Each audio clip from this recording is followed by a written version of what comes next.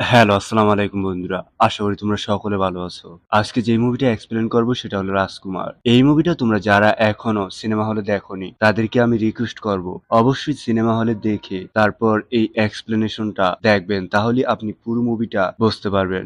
আর অনেকে নেগেটিভ ভাবে নিতে পারেন, দয়া করে নেগেটিভ ভাবে নিবেন না, কারণ আমি অনেকদিন পরেই মুভিটা এক্সপ্লেন করছি। চাইলে আরো আগে এক্সপ্লেন করতে পারতাম। তাহলে মুভিটা শুরু করা যাক। মুভির শুরুতেই আমরা অসাধারণ গ্রামের দৃশ্য দেখতে পাই, যেখানে মাহফুজ আর সোহাগ বাইক নিয়ে আসছিল। তাদের বাইক কিছু দূর এসেই থেমে যায়, আর সেটা স্টার্ট হচ্ছিল না। এখানে সোহাগ আসলে তার গার্লফ্রেন্ড সোনিয়ার সাথে দেখা করার জন্য এসেছে। বাইক স্টার্ট না হওয়ার সুযোগে মাহফুজ সোহাগকে বলে, তুই তো সোনিয়ার সাথে কিছুই নিলি না, সোনিয়া কিন্তু খেজুরের রস মেলা পছন্দ করে। তখন সোহাগ বলে, ওই গাদা, কোনোদিন শুনছস যে প্রেমিক প্রেমিকার জন্য খেজুরের রস নিয়ে গেছে? তখন মাহফুজ বলে, অন্য কারো প্রেমিকা তো খেজুরের রস পছন্দ করে না। সোহাগ বলে, আমি তো খেজুর গাছে উঠতেই পারি না, তুই উঠ। তখন মাহফুজ বলে, প্রেমিকা কার, আমার না তোর? আমিও খেজুর গাছে উঠতে পারি না। ঠিক আছে, লাগবি না, চল। তখন সোহাগ ভেবে বলে, ঠিক আছে, একটু চেষ্টা করি দেখি। বলে, সত্যি কি সোনিয়া খেজুরের রস পছন্দ করে? মাহফুজ বলে, আমার চাচাতো বোন, আমি জানি না, তবে তাজা খেজুরের রস ছাড়া ও কিন্তু খায় না।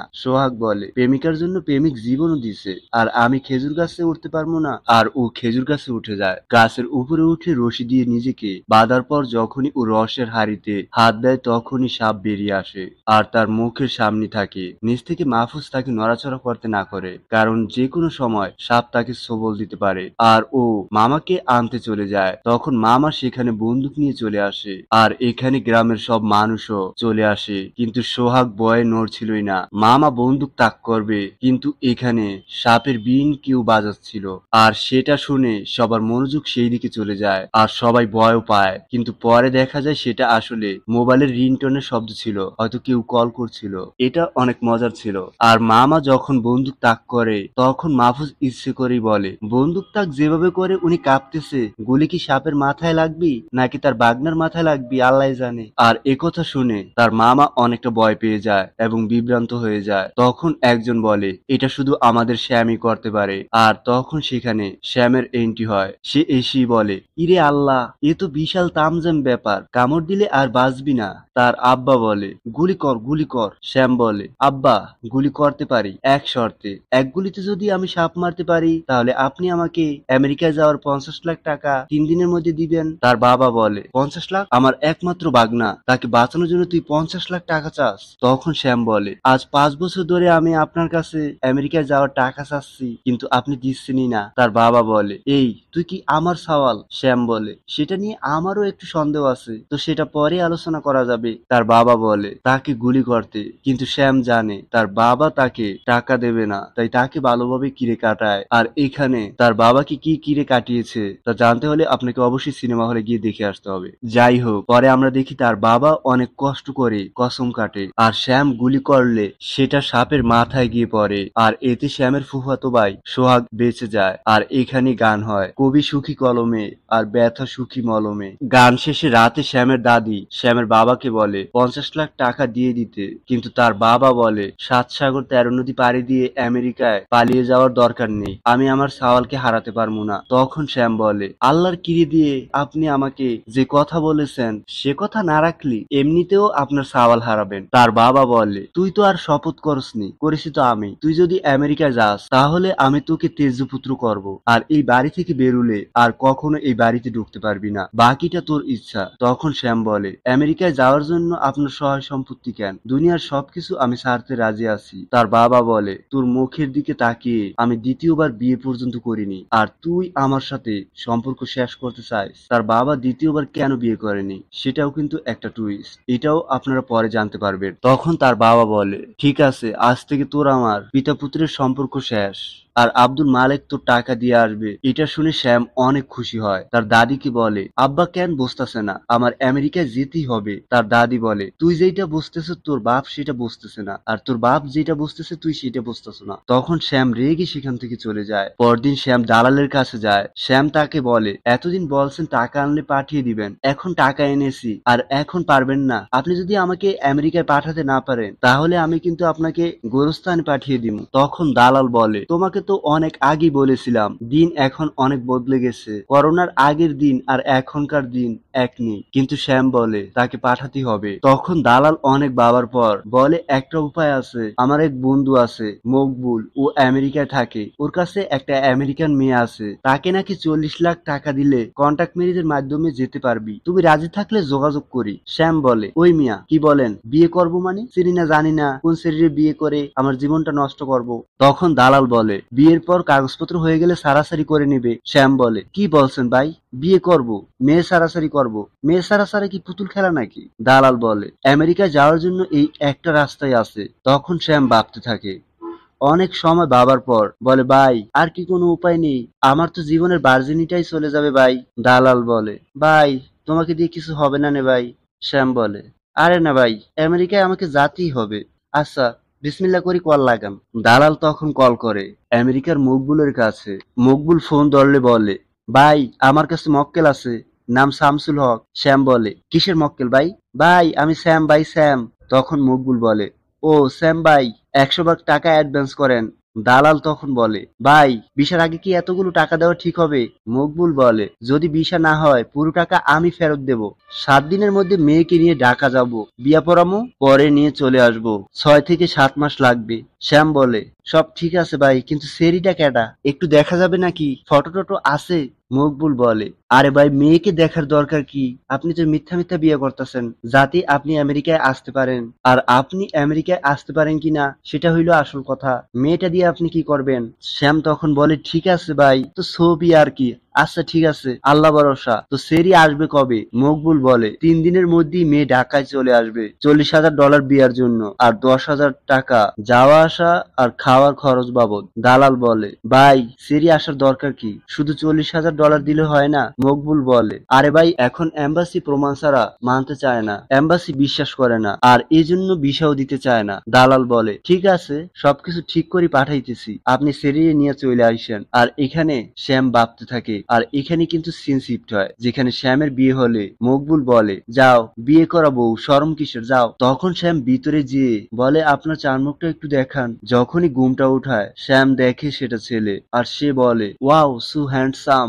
এটা শুনে শ্যাম বলে, এই আপনি ক্যাডা? আর শ্যাম সেখান থেকে বেরিয়ে আসে আর মকবুলকে বলে, ওই এটা ক্যাডা? মকবুল বলে, তোমার বিয়ে করা বউ, ওই তো তোমাকে আমেরিকায় নিয়ে যাবে। শ্যাম বলে, শালা তোকে আমি। আর তাকে মারতে থাকে, আর তার ঘুষি দালালের মুখে পড়ে। এর কারণ হলো ও এতক্ষণ স্বপ্ন দেখছিল। পরদিন মকবুল দেশে চলে আসে, তার সাথে মিট করে। শ্যাম বলে, কই ভাই সেরি আসে নাই? মকবুল বলে, সেরি স্যার আসছে নাকি, এখনই পানির নিচ থেকে ফ্রুত কইরা বাইরিব। আর তখনই মুভির নায়িকা জুলি এন্ট্রি হয়। তাকে দেখে যদিও রোবোটিক্স এক্সপ্রেশন, তবুও শ্যাম অবাক হয়ে তাকিয়ে থাকে। জুলি আসলে মকবুল বলে, জুলি শামসুল। তখন শামসুল বলে, no no, my name is Sam. তারপর তাদের ফটোশুট করা হয়। পরে কাজী অফিসে যায়, যেখানে জুলি সিগারেট খেতে থাকে। শ্যাম বলে, এত সুন্দরী মাইয়া সিগারেট খাচ্ছে। জুলি বলে, সুন্দরী মেয়েরা কি সিগারেট খাইতে পারে না? শ্যাম বলে, তুমি বাংলা জানো? কখনো ভাবিনি এরকম সাদা একটা মাইয়া আমার বউ হইব, কি ভাগ্য আমার। পরে এখানে তাদের বিয়ে হয়ে যায়। বাসায় এসে তাদের কাছাকাছি পাশাপাশি জড়াজড়ি এবং চুমাচুমি ছবি তোলা হয়, আর যেগুলো প্রমাণ রাখার জন্য। শ্যাম তাদের বলে, ঠিক আছে, তাদের সাথে সকালে দেখা হবে। কিন্তু জুলি শ্যামকে যেতে বলে। শ্যাম বলে, ও ওকে, সকালে দেখা হবে। আর তখন জুলি ঘুমিয়ে পড়ে। পরদিন তাদের আরো ছবি তোলা হয়। পরে সন্ধ্যা হয়ে যায়। শ্যাম বলে, মকবুল ভাই, এই মাইয়াটা তো পুরাই তার সিরা, কোনো ভরসা পাই না ভাই, একটু দেখেন, আমেরিকায় যাওয়ার আমার খুব দরকার। মকবুল বলে, ঠিক আছে, সব আমার উপর ছেড়ে দাও। আর তারা ফ্লাইটে করে ওই দিন বিকালই চলে যায়। আর এখানে বরবাদ গানটা হয়। পরে গান শেষে শ্যামের দাদি তার কাছে আসলে দেখে তার নাতি 30 দিনে ইংরেজি শিখার সহজ উপায় বই পড়ছিল। তাই তার দাদি তাকে বলে, বলতো মান্দার গাছ থেকে বিড়াল স্যার করিয়া নামিলো, এর ইংরেজি কি হবে? শ্যাম বলে, এটা জানলে তো স্টুডেন্ট বিষয়ে যেতে পারতাম, আবার কষ্ট করি টাকা দিয়ে মাইয়ে বিয়ে করা লাগতো নাকি। যেটা আসলে শ্যাম মুখ ফুসকে বলে ফেলে, আর এই জন্য ও সেখান থেকে মুখ লুকিয়ে দ্রুত দৌড় দেয়। পরে শ্যাম দালালের সাথে দেখা করে, বলে 6 মাসের কাছাকাছি চলে এসেছে, চিঠি আসছে না কেন? তখন ও মকবুলকে ফোন করে। সে বলে, ভালোভাবে অ্যাপ্লিকেশন করছি, কোনো সমস্যা নেই, খুব শীঘ্রই চলে আসবে। আর শ্যামকে বলে জুলির সাথে যোগাযোগ রাখতে, 6 মাস হলেই ঠিক চিঠি চলে আসবে।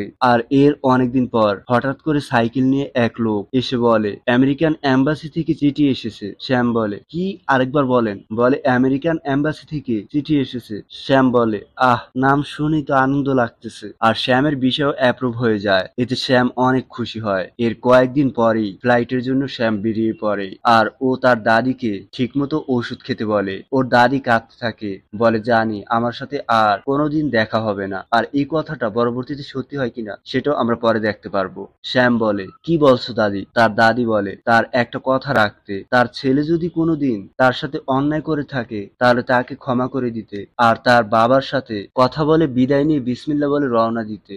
যদিও তার বাবার কথা না শুনলেও তাও যেন সে তার সাথে কথা বলে। শ্যাম তখন তার বাবার কাছে যায়। তার বাবা বলে আমার কথার অবাধ্য যে হয় তার জন্য আমার বাসার দরজা চিরদিনের জন্য বন্ধ হয়ে যায়। শ্যাম বলে ছোটবেলায় বাজারে গেলেও আপনার হাত ধরে গেছি আব্বা, আজ এত দূরের পথ একা একা যাচ্ছি, তোমার হাত না পাই, দোয়াটা যেন পাই। সারা জীবন শুধু নিয়েই গেলাম, আর দেওয়ার সময় আসলো এখন শুধু কষ্টই দিয়ে গেলাম। এজন্য আমাকে ক্ষমা করবেন আব্বা। কেউ না জানুক, আপনি তো জানেন আমি কেন আমেরিকায় যাচ্ছি। শ্যাম কেন আমেরিকায় যাচ্ছে তা তোমরা পরে জানতে পারবে। আর যাওয়ার সময় বলে আমি আপনাকে অনেক ভালোবাসি আব্বা। এখানে তার ফুফাতো ভাই তার উপর অনেক রেগেছিল।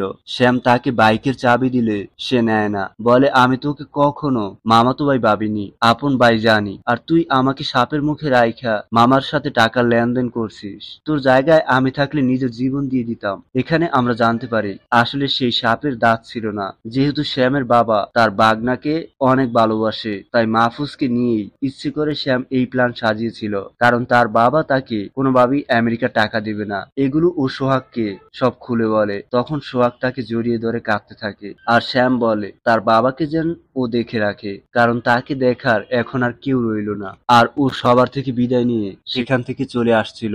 যদিও ওর বাবার কষ্টটা তিনি চেপে রেখেছিলেন, সেটা স্পষ্টতই আমরা দেখতে পাচ্ছি। আর এখানে যাওয়ার দৃশ্যটাও খুব ভালো ছিল। পরে প্লেনে করে এসে আমেরিকায় ল্যান্ড করে। আর এখানে মকবুল তাকে পিক করতে আসে। ও বলে স্বপ্নের দেশ আমেরিকায় এসে কেমন লাগছে তোমার? আর শ্যামকে তার বাসায় নিয়ে যাবে, কিন্তু শ্যাম বলে সে জুলির বাসায় যাবে, কারণ জুলি তো এখন তার বউ। মকবুল বলে জুলি কি জানে? শ্যাম বলে না, জানে না, কিন্তু চেষ্টা করে দেখলে অসুবিধা কি? আপনার তো আর সমস্যা নেই। মকবুল বলে আমার সমস্যা কি? তুমি যদি পারো তাহলে তো ভালো। শ্যাম বলে আপনি শুধু ফোন ধরেন না তাহলেই হবে। মকবুল বলে আমি যাওয়ার পর 2 দিন পর্যন্ত মোবাইলই খুলবো না। মকবুল তখন তার বাসার সামনে তাকে নামিয়ে দিয়ে চলে যায়। এখানে বাসার বাড়িওয়ালার সাথে শ্যামের দেখা হয়, যে মূলত বাঙালি। এটা জেনে শ্যাম খুশি হয়, কিন্তু লোকটা বলে মিয়া এখানে আসছেন কেন? ব্যাচেলর হয়ে আসছেন, ব্যাচেলর বাসায় উঠবেন, কোনো কমন সেন্স নেই। দেশটা যেমন দেশের মানুষগুলো তেমন, একেবারেই অপদার্থ। আসলে উনি বাঙালিদের মোটেও পছন্দ করেন না। শ্যাম রেগে বলে শালা বুইরা, আমেরিকার বাতাসটা আগে লাগতে দাও, তারপরে তোমাকে বুঝাবো যে কেমন লাগে বেটা নিমক হারাম। পরে ও বাসায় গিয়ে কলিং বেল বাজায়। দরজা খুলে জুলি বলে তুমি? শ্যাম বলে আজই তো আমার আসার কথা না। জুলি বলে কিন্তু এখানে কেন এসেছো, এবং তাকে যেতে বলে। দরজা আটকিয়ে দেয়, কিন্তু শ্যাম সেখানেই বসে থাকে। আর ও সহজে হাল ছাড়বে না। আর সেখানেও ঠান্ডা বাড়তে থাকে, এতে ওর অবস্থাও খারাপ হতে থাকে। আর এখানে জুলি আবার এসে বলে তুমি এখনো যাওনি, আমি পুলিশকে কল দেব। শ্যাম বলে এখনই কি পুলিশকে কল দেওয়া যায় না? কারণ আমার থাকার একটা জায়গা হতো, এখানে আমার খুব কষ্ট হচ্ছে জুলি। তখন তাকে বাসায় নিয়ে নেয়, বলে কাল সকালে তাকে চলে যেতে। জুলি বলে তার এখানে যারা থাকতো তারা 20-25 দিনের মধ্যেই আবার চলে আসবে। তখন শ্যাম বলে ঠিক আছে, তাহলে আমি 20-25 দিনের মধ্যেই চলে যাব। এতে জুলি রেগে যায়। এটা দেখে শ্যাম বলে ঠিক আছে ঠিক আছে, কালকে সকালেই চলে যাব। পরদিন শ্যাম আমেরিকার সব জায়গায় ঘুরে বেড়ায়, কিন্তু ওর ভিতর একটা ইমোশনাল কাজ করে। আর ও ঘুরতে ঘুরতে একটা বাচ্চা ছেলেকে দেখে, যে তার আম্মুকে ডাকছিল। আর সেই বাচ্চা ছেলেটা বলছিল আম্মু আমি চকলেট খাবো। এটা শুনে ওর ছোটবেলার কথা মনে পড়ে যায়, ওর মায়ের কথা খুব মনে পড়ে। ওইদিকে বাসায় বাড়িওয়ালা জুলির থেকে 2 মাসের ভাড়া $2400 চায়। জুলি বলে 7 দিনের মধ্যেই সে টাকা দিয়ে দেবে। বাড়িওয়ালা তখন বলে আমি তোমাকে 7 ঘন্টাও সময় দেব না। তখন শ্যাম এটা দেখতে পেরে সে বাড়িওয়ালাকে $3600 অর্থাৎ 3 মাসের বাসা ভাড়া দিয়ে দেয়। জুলি শ্যামকে বলে আমি তোমাকে টাকা দিতে বলেছি, তুমি এখান থেকে চলে যাও। শ্যাম বলে তার কাছে $4000 ছিল, এখন শুধু তার কাছে $400 আছে। এটা নিয়ে ও কোথায় যাবে আর কোথায় বা থাকতে পারবে? জুলি বলে জাস্ট লিভ, কিন্তু শ্যাম বলে যেদিন যেদিন তোমাকে বিয়ে করেছি ওই দিনই বিপদ ডাইকা আনছি, এখন ওইটাই সামলাইতে হইব, আর কিছু করার নাই। পরে ও মকবুলের সাথে দেখা করে আর তাকে বলে খাদিজা বেগম তার বয়স ৬০, কিভাবে তাকে খুঁজে পাবো? তখন মকবুল বলে কখনই পাবে না, শুধু নাম আর বয়স জানলে কিভাবে তুমি তাকে খুঁজে পাবে? না আছে তোমার কাছে তার পাসপোর্ট ঠিকানা, আর বেঁচে আছে না মরে গেছে তাও তুমি জানো না। শ্যাম বলে তাও চেষ্টা করে দেখি। মকবুল তখন বলে বুঝি না ভাই, জুলি তোমাকে কিভাবে থাকতে দিল? তুমি মেয়ে মা খাইতে পারো বেশি। পরে বাসায় থাকা অবস্থায় জুলি তাকে বলে তুমি কখন যাচ্ছ? শ্যাম বলে আমি থাকলে সমস্যা কি তোমার? আমি তো তোমার কোনো ক্ষতি করছি না। পরে এখানে আমরা খালেদ নামের একজনকে দেখি, যাকে দেখতে একটু ভয়ঙ্করই লাগছে, আর সে এখানে আসে, আর ও অনেক বড় স্মাগলার। ও জুলিকে বলে তোমাকে ফোন দিচ্ছি, রিসিভ করছো না কেন? ও বলে ও ফোন ধরবে না। তখন খালেদ বলে ১০০ বার তুমি ফোন ধরতে বাধ্য। জুলি বলে এখানে সে পুলিশ ডাকবে। এটা শুনে খালেদ বলে ৩ দিনের মধ্যে সে তার সাথে যেন দেখা করে, বলে সে চলে যায়। শ্যাম বলে কি হয়েছে, কিন্তু জুলি তাকে কিছু বলতে চায় না আর তাকে এখান থেকে চলে যেতে বলে। পরে ক্ষুধার কারণে ও এক রেস্টুরেন্টে যায় আর ওখানে গিয়ে জানতে পারে গরুর মাংস $১৫ মানে ২০০০ টাকা, মুরগি মাংস $১০ আর মাছ $১২। দাম শুনে ও বলে আমার বেশি ক্ষুধা লাগেনি, একটা সিঙ্গারা দিলেই হবে। তখন এখানে ২০ থেকে ২৫ বছর ধরে একজন আছে, তাকে শ্যাম জিজ্ঞেস করে যে খাদিজা বেগমকে চিনে কিনা। তার বয়স ৬০, কিন্তু সে চিনে না। এক বয়স্ক মহিলার কাছে বিল চাইলে বলে তার ছেলে এসে দেবে, এতে সেই টাকা শ্যাম দিয়ে দেয়, যেখানে তার আরো $১৬ খরচ হয়। কর্মচারী বলে মিয়া আপনি নিজেই তো ভাত না খায়া সিঙ্গারা খাইলেন। শ্যাম বলে দেওয়ার মালিক আল্লাহ, আর ভাই খাবারের জন্য বান ধরা দোষের কিছু নয়। আর সেখানে বাড়িওয়ালা এসে বলে ওই মিয়া নিজে খাইতে পাও না আর অচেনা মানুষে খাওয়ার জন্য টাকা দাও। শ্যাম বলে আমরা বাঙালিরা এমনই। তার সাথে আবারও সেখানে ঝগড়া হয়। তখন শ্যাম বাসায় ভিডিও কল করে, সোহাগ তাকে সব দেখায়। সবাইকে দেখে শ্যাম অনেক খুশি হয়, কিন্তু সোহাগ শ্যামকে বলে তার জন্য একটা আইফোন পাঠাইতে, বলে ও রেখে দিলে এখানে শ্যামের মন খারাপ হয়ে যায়, কারণ ও এখানে কিভাবে আছে সেটা তো আমরাই দেখতে পাচ্ছি, কারণ সে জানে না কি করবে, তার নিজের অবস্থাই তো পুরো বেহাল। তখন সেখানে জুলি আসলে তার মন ভালো হয়ে যায়। এখানে জুলি তাকে টাকা ফেরত দিতে চায়, কিন্তু শ্যাম নিবে না। ও বলে ও তো ওর কোনো ক্ষতি করছে না, আর ও থাকলে ওর সমস্যা কি? আমি কি তোমার কেউ না? জুলি বলে না, ও ওর কিছুই হয় না। পরে শ্যাম মকবুলকে বলে আপনি এখানে করেনটা কি? মকবুল বলে সে এখানকার পেপসিকার। শ্যাম বলে কি সিটার? আরে পেপসিকার মানে এখানকার কুত্তা বিলাই পালার জন্য লোকের দরকার হয়, সেগুলি দেখাশোনা করি। ও বলে এতে $১৮০ থেকে $২০০ পর্যন্ত ৮ ঘন্টায় কাজ করে পায়। শ্যাম বলে ও তো দেশি কুত্তারে অনেক টুস বিস্কুট খাওয়াইছে, তো তো ওকে এই কাজ দেওয়া যেতে পারে কিনা? মকবুল বলে এটাতে ট্রেনিং আর লাইসেন্স লাগে, কারণ এটা একটা প্রফেশন। আর আরো বলে ওদের দিনে ২ বার ডিপ্রেশনের ওষুধ খাওয়াতে হয় আর ১ বার হজমের ওষুধ খাওয়াতে হয়, কারণ তাদের মালিক কাছে না থাকলে তাদের অনেক চিন্তা হয়। এই কারণে পরে ৩টার সময় কুত্তাকে নিয়ে আবার হাঁটতে হয়, আর যতবারই প্রোডাক্ট ডেলিভারি হয় ততবারই সেটা পলিব্যাগে ভরে ডাস্টবিনে ফালাতে হয়। শ্যাম বলে কিসের প্রোডাক্ট? তখন মকবুল বলে আরে ভাই হাগু হাগু, মানে যতবার ডেলিভারি করবো ততবারই। তখন শ্যাম বলে মাফ চাই ভাই, জীবনে টাকার দরকার আছে, কিন্তু কুত্তার প্রোডাক্ট ডেলিভারি করে টাকা কামাইতে হবে এমন কাজ আমার দরকার নাই। আর এখানে মকবুলের কাজের সময় হয়ে যাওয়ায় ও চলে যাবে, তাই শ্যাম তার সাথে হাত মিলায় না, কারণ ও মনে করে তার হাতেও হয়তো কুত্তার গু লাইগা থাকতে পারে। এই জন্য তখন ও একটা কুত্তাকে দেখে বলে এই দেশে এসে ল্যান্ড করছস, তোর ভাগ্য। আমাদের কারণ বাজার থাকলে বুঝতি ডিপ্রেশন কি জিনিস, চলার বাড়ি খাইই বাগতি। পরে শ্যাম বাড়িওয়ালার কাছে যায়। বাড়িওয়ালা তাকে বলে কি মিয়া টাকার জন্য আসছো নাকি? তার সাথে অনেক রাগারাগি হয়। শ্যাম আসার আগে বলে আপনি যাই বলেন না কেন, আমার দেশের সম্পর্কে খারাপ কিছু বললে আমি কিন্তু সহ্য করুম না। তখন বাড়িওয়ালা বলে তুমি খাদিজা বেগমকে খুঁজছো না? শ্যাম বলে হ্যাঁ, আপনি জানেন কিভাবে? মিয়া তুমি যারে পাও তারই তো জিজ্ঞেস করো খাদিজা বেগমকে, খাদিজা বেগমকে। কিন্তু খবিরও আসলে খাদিজা বেগমকে চিনে না, তাই শ্যাম সেখান থেকে বেরিয়ে আসে। আর দেখা যায় জুলির বাসায় আবারও খবির আসে। জুলি তাকে তার বাসায় আসতে না বললেও সে চলে আসায় তার সাথে জুলি রেগে যায়। পরে এখানে শ্যাম আসলে বলে কি হয়েছে? খবির হাত উঠালে শ্যাম তার হাত ধরে ফেলে, কিন্তু জুলি শ্যামকে সেখান থেকে চলে যেতে বলে। এই জন্য শ্যাম অনেক কষ্ট পায়, আর তাদের দুজনকে একসাথে দেখে তার ব্রেন আউট হয়ে যায়। আর শ্যাম রাস্তায় বেরুলে এক হিজাব মাস্ক পরা মহিলাকে দেখে বলে আপনি তো খাদিজা বেগম, আমার সাথে এমনটা কেন করছেন? আমার কথা আপনি একটু ভাবলেন না? মহিলা তাকে বলে চিনে না। মহিলা মহিলা অনেকবার বলে। এখানে শ্যাম তাকে আরো অনেক কথা শোনাতে থাকে আর ও মহিলাকে যেতেই দিচ্ছিল না। আর এখানে পুলিশ এসে তাকে ঘিরে ধরে এবং তাকে টেনে সেখান থেকে নিয়ে যাবে। আর তখন মহিলার মাস্ক খুললে বুঝতে পারে ও ভুল করেছে, কারণ ওটা খাদিজা বেগম ছিল না। আর এর কারণটা হলো কবির আর জুলির কর্মকাণ্ড দেখে ওর এমনটা হয়েছিল, কারণ ওর মাথাই ঠিক ছিল না। আর এখানে তাকে আমেরিকান জেলে আটকে দেয়। হ্যালো বন্ধুরা, গত ঈদের অন্যান্য যেসব মুভিগুলো এসেছিল সেই মুভিগুলো এক্সপ্লেন করা হয়েছে। আপনারা চাইলে এই মুভিগুলো উপভোগ করতে পারেন। যেই মুভিগুলোর এক্সপ্লেন আপনাদের অবশ্যই ভালো লাগবে, এবং এই মুভিগুলো এখনো পর্যন্ত ওটিটিতে রিলিজ হয়নি, তাই আপনি চাইলে এই মুভিগুলো দেখে নিতে পারেন। যাই হোক, আমরা এখন আবার স্টোরিতে চলে যাই। পরে এখানে মকবুল শ্যামকে ছাড়িয়ে নিয়ে আসে। মকবুল বলে, আমি না থাকলে কি হতো বলো? শ্যাম বলে, জীবনের সবচেয়ে বড় আঘাত তো আপনি দিয়েছেন। জুলির মতো খারাপ মেয়েকে আমার সাথে জড়াইছেন। মকবুল বলে, জুলি খারাপ মেয়ে? কি বলছো? শ্যাম বলে, খালেদের কাছে গেলেই জানতে পারবেন। তখন মকবুল বলে, খালেদের বয়ই কবিরের বাসায় জুলিকে রাখছি। আর ও সব খুলে বলে যে জুলির আর খালেদের বাবা একে অপরের বন্ধু ছিল। খালেদ জুলিকে ভালোবাসতো, কিন্তু জুলি জানতে পারে খালেদ স্মাগলারের ব্যবসা করে, তাই ও ব্যাকআপ করলে পুলিশ খালেদের গাড়িতে স্মাগলার সহ জুলিকে ধরে নিয়ে যায়। আর সেই মামলা লড়ার জন্য আমরা প্রথমেই দেখেছিলাম শ্যামের থেকে 40 লাখ টাকা নেয়, যেটা ওই কারণেই ছিল। কিন্তু খালেদ এখনো জোর করে জুলিকে বিয়ে করতে চায়। আর কাল শ্যাম যখন এসে পড়েছিল তখন খালেদ জুলিকে নাকি অনেক মেরেছে, তাই জুলি এখন হাসপাতালে। এটা শুনে জুলিকে নিয়ে খালেদের আস্তানায় চলে যায় আর তার সব লোককে মারতে থাকে। যদিও এখানের অ্যাকশন সিন অতটা ভালো হয়নি।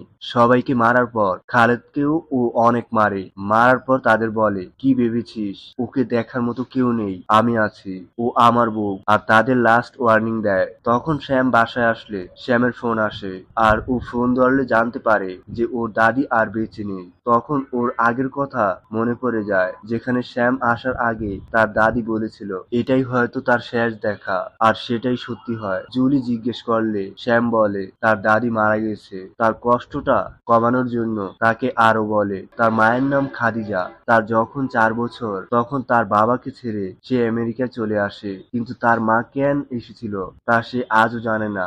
কেউ তাকে বলেওনি, কিন্তু তার সামনে ও দাঁড়িয়ে বলতে চায় সেই ছোট থেকে এতগুলো বছর তার কথা কি তার একবারও মনে পড়েনি? তার জন্য কি তার মন একটু কাঁদেনি? তখন জুলি বলে, এখন কিভাবে তাকে খুঁজে পাবে? শ্যাম বলে, জানি না। তখন জুলি বলে, সে তাকে অনেক ভালোবাসে। শ্যামও বলে তাকেও সে অনেক ভালোবাসে। আর এখানেই রাজকুমার গানটি হয়। গান শেষে আমরা খালিদকে দেখি। ও বলে, জীবনের প্রথম কেউ ওকে মেরেছে, সময় নিয়ে মারবে, এখন নয়, কারণ তার সব ডিটেলস ওকে আগে জানতে হবে। পরের সিনে দেখা যায় শ্যাম এক ইন্স্যুরেন্স কোম্পানির কাছাকাছি গেলে সে বুঝতে পারে সেটা বাংলাদেশি, আর সেখানে বয়স্ক মহিলাদের ইন্স্যুরেন্স রয়েছে। সেখানে লোকের কাছে শ্যাম গিয়ে বলে খাদিজা নামের মহিলার কথা, আর তার বয়স 60। তাদের কাছে অনেক অনুরোধ করে, কিন্তু সে বলে তাদের আরো অনেকগুলো কোম্পানি রয়েছে। এখন সেই খাদিজা নামের মহিলার নাম সেই অন্যান্য কোম্পানিতেও থাকতে পারে, কিন্তু শ্যাম বলে তাদের এখানেও তো থাকতে পারে। ও তাদেরকে কাঁদতে কাঁদতে বলতে থাকে যে একবার ও ওর মায়ের সাথে দেখা করতে চায়। মুখগুলো তাদেরকে বুঝিয়ে বলে ছেলেটা অনেক কষ্টে আছে ভাই, তোমরা একটু দেখো।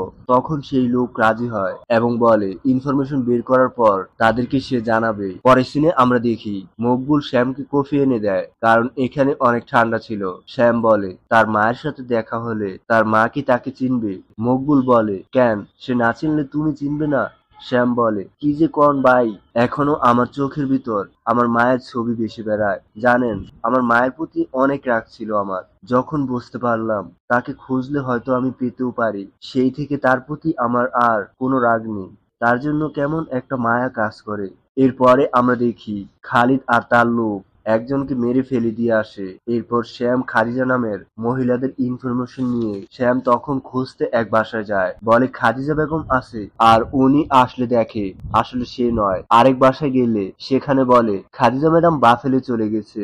সেখানে ঠিকানা নিয়ে যায়, সেখানেও পায় না। সেই লোক জিজ্ঞাসা করে আপনি তার কি হন? বলে তার ছেলে। লোকটি বলে, কি বলেন? তার একটি ছেলে রাজকুমার, সে তো বাংলাদেশে থাকে। এখানে যদিও আমরা বুঝতে পারি, কিন্তু শ্যাম বোঝে না। আর শ্যাম না পেয়ে ও চিন্তা করে বাফেলে যাবে। আর এখানে ছোট একটা গান হয়। গান শেষে আমরা দেখি বাফেলে গেলেও সেখানে অন্য মহিলাকে দেখে, তাই ও এই প্রথমবার বাবে আর হয়তো ও ওর মাকে খুঁজে পাবে না। আর বাফালে থাকা অবস্থায় তার কাছে ফোন আসে যে বাড়িওয়ালা মারা গেছেন আর তাকে ছাড়া কবর দেওয়া যাবে না। শ্যাম তখন সেখানে চলে আসে, যেখানে লইয়ার তাকে বলে তার সব সম্পত্তি সে মারা যাওয়ার কারণে তার হয়ে গেছে। আর তাকে একটি চিঠিও দেয়, যেটা পড়লে সেটাতে লেখা, প্রিয় শামসুল, আমার নাম খবির উদ্দিন হাওলাদার, পিতা মুসলিম হাওলাদার, জন্ম রংপুরের গজারিয়ায় গ্রামে। আমি একজন মুক্তিযোদ্ধা। ৮০ দশকে আমি এখানের নাগরিকের আবেদন করি। আবেদন বাতিল হইয়া ডেপুটেশন হইয়া যায়। এতে আদালত ৩০ দিনের মধ্যে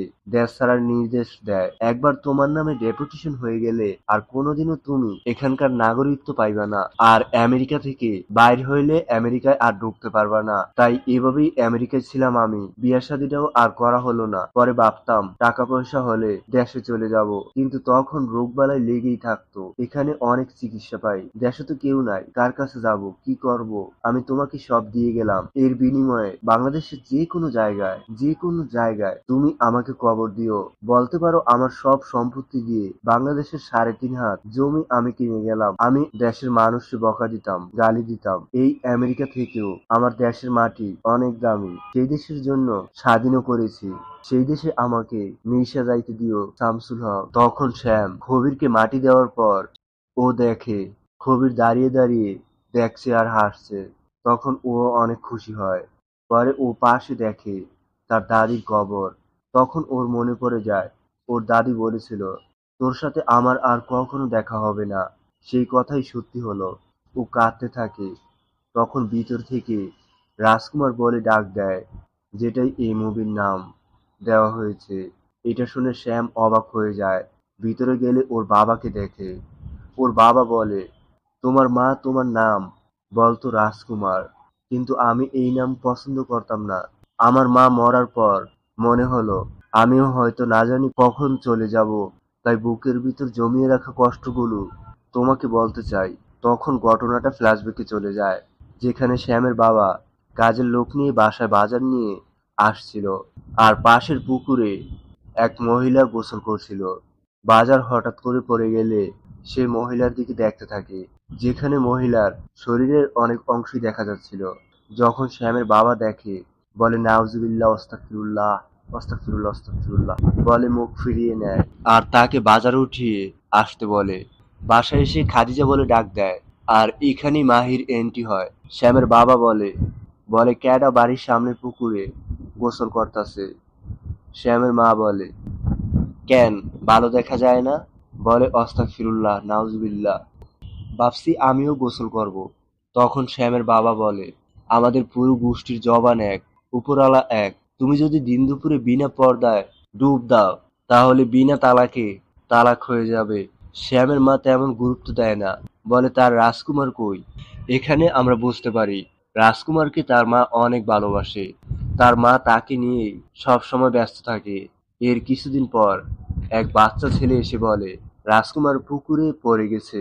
এটা শুনে রাজকুমারের মা দৌড়ে যায়। তার বাবা পিছনে না করছিল, কিন্তু তার মা পানিতে ঝাঁপ দিয়ে রাজকুমারকে বাঁচিয়ে নেয়। তখন তার বাবা ভাবতে থাকে, তিনি বলেছিলেন তার স্ত্রী যদি পুকুরে ঝাঁপ দেয় তাহলে বিনা তালাকে তালাক হয়ে যাবে, কারণ তার জবান এক, উপরওয়ালা এক। আর এই কষ্টের মুহূর্তে বৃষ্টি হতে থাকে। তার বাবা দরজা আটকিয়ে দেয়। এই সময় শ্যামের মা এসে ডাকতে থাকে, বলে রাজকুমারের বাপ, রাজকুমারের কি হয়েছে দেখতে আসেন না? তার বাবা বলে, খাদিজা বেগম, আপনি পুকুরে ডুব দিছেন, আপনার সাথে আমি আর সংসার করতেই পারবো না। শ্যামের মা বলে, আমার কি দোষ? শামসুল পানিতে পড়ে গেছে, আমি তার মা হয়ে আমি কি তাকে মরতে দিতে পারি? তার বাবা বলে, আপনি বাপের বাড়ি চলে যান, আপনার সাথে আমার তালাক হয়ে গেছে। এটা শুনে তার মা সেখানে অজ্ঞান হয়ে যায়। তার বাবা বলে, রাজকুমার, এতে আমার কিছুই করার ছিল না। আমার জায়গায় তুমি থাকলে কি করতে? এভাবে পুরোটা জীবন কাটিয়ে দিলাম একা একা। প্রতিদিন তোমার মা আসতো আর কাঁদতো। একদিন এসে বলে, এতে আমার কি অন্যায় ছিল? তার বাবা বলে, তোমার সাথে সম্পর্ক আমার শেষ, আর কখনো আসবে না। তার মা বলে, ঠিক আছে, তাহলে আমার রাজকুমারকে আমার সাথে নিয়ে যাই। তখন তার বাবা বলে, শামসুল আমার ছেলে, তাকে নিলে তুমি আমার মরা মুখ দেখবে। এটা দেখে আমরা বুঝতে পারি যে তারা স্বামী স্ত্রী একে অপরকে অনেক ভালোবাসে। সেই থেকে তার মা আর কখনো আসেনি। পরে জানতে পারে যে আমেরিকা চলে গেছে। তোমার মার একটাই কথা, আমার কি দোষ? কিন্তু কি করার আমার? ৩২ বছর এভাবেই পার করে দিছি। এই পুকুরের সামনে এসে ভাবতাম কি করলাম আমি। আর তোমার আম্মুর সাথে আমি বলবো, খাদিজা, আজও আমি তোমাকে ভালোবাসি। শ্যামকে বলে তার সাথে তার মায়ের দেখা হলে ও যেন তাকে ক্ষমা করে দিতে বলে। শ্যাম বলে, আমি জানি আব্বা। আম্মা কোথায়? তার বাবা বলে, আর তুইও আমাকে ক্ষমা করে দিস। বলে কাঁদতে থাকে। শ্যাম বলে, আপনার প্রতি আমার সত্যিই কোনো রাগ নেই, ক্ষোভ নেই, সত্যি। বলে ও কাঁদতে থাকে। আর তখন ও আমেরিকা চলে আসে। আর সেই জায়গায় যায় যেখানে গিয়ে জানতে পারে তার মা বাংলাদেশে চলে গেছে। তার কাছ থেকে ঠিকানা নেয়। পরে ও জুলিকে জড়িয়ে ধরে, বলে ওর মাকে খুঁজে তারপর ওকে নিতে আসবে। কিন্তু জুলিও তার সাথে যেতে চায়। ও বলে ও ঠিক এসে ওকে নিয়ে যাবে। তারপর ও আবার বাংলাদেশের উদ্দেশ্যে রওনা হয়। পরে ও বাংলাদেশে এসে অনেক দূর পাড়ি দিয়ে ঠিকানা অনুযায়ী আসে। আর সেখানে আসলে দেখে যেটার নাম রাজকুমার ভিলা। এটা দেখে ও অনেক খুশি হয়ে যায়। আরো ভিতরে গেলে ও কোরআনের আয়াত শুনতে পায়, যেটা এই মুভির বেশ সিন ছিল। আর ও কাছাকাছি গেলে পরে ভিতর থেকে বলে, কে?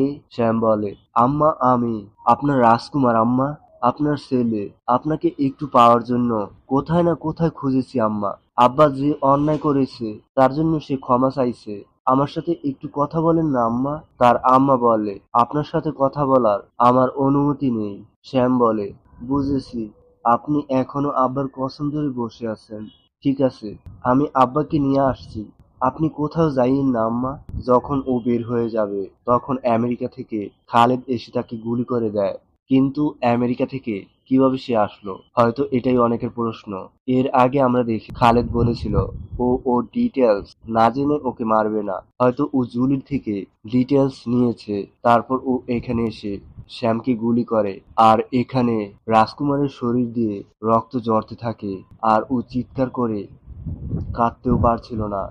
আর ও চিৎকার করতে করতে নিচে পড়ে যায়। ও জোরে চিৎকার করতে পারছিল না, কারণ অনেকদিন পর ওর মায়ের সাথে দেখা হয়েছে। ও চায় না ওর মা দেখুক ওর এই রক্তাক্ত দেহটা। তাই ও ওর শরীরের কাপড় দিয়ে ওর রক্তাক্ত জায়গাটা ঢেকে রাখে আর মাটিতে লুটিয়ে পড়ে। আর ওর চিৎকার শুনে ওর মা ধীরে ধীরে অনেক সময় পর তার কাছে আসে। আর তখন ওর মায়ের দিকে তাকিয়ে হাসতে হাসতে ওর শেষ নিঃশ্বাস ত্যাগ করে। আর এভাবেই শেষ হয় একজন রাজকুমারের গল্প। তো এই গল্পটা তোমাদের কেমন লাগলো? এবং এই গল্পটা আমি ডিটেলস ভাবে এক্সপ্লেন করার কারণ হলো যাতে তোমরা এই মুভির পুরো মজাটা উপভোগ করো। তাই যদি কোনো ভুল ত্রুটি হয়ে থাকে তাহলে অবশ্যই ক্ষমা দৃষ্টিতে দেখবেন। তো আজ এ পর্যন্তই। আল্লাহ হাফেজ।